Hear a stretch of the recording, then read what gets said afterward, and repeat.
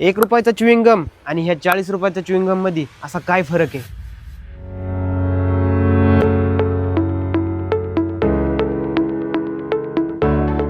तर आता आहे माझ्याकडे 6 प्रकारचे च्युइंगम. यातले बरेचसे च्युइंगम तुम्ही घरी ट्राय केले असतील. तर सुरुवात करूया आपण ह्या सेंटर फ्रेश पासून.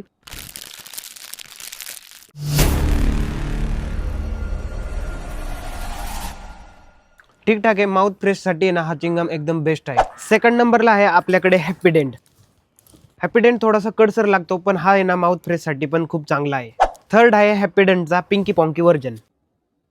थोडा हॅपीडेंट पेक्षा जरा मोठा आहे, म्हणजे 2 मिळून 1 केलेला आहे. सेम काही फरक नाहीये. पिंकी पॉंकी सारखाच लागतोय, एकदम भारी. आपल्या सगळ्यांचा आवडता बूम बूम बूमर. याला जेली वगैरे काय नसते, तर याचा फ्लेवर बघूया. असं माझा आहे ना आतापर्यंत सगळा आवडता च्युइंगम असेल तर तो म्हणजे बूमर आहे. तर आता आहे आपल्याकडे हा फुसिन नावाचा च्युइंगम. तर हा जपानचा आहे, इम्पोर्टेड आहे. तर याची टेस्ट बघूया कशी येत आपण. भाई इम्पोर्टेड आहे, पण क्वालिटी एक नंबर आहे बरं का. लास्ट आहे हा चुपन चुप्स. हा तसं तर पाहायला गेलं तर आहे ना इंडोनेशियामध्येच विकला जातो, पण हा आहे ना आपल्या इंडियामध्ये इम्पोर्टेड झालेला आहे. आता हा एकच च्युइंगम आहे, हा जो ₹40 भेटतोय.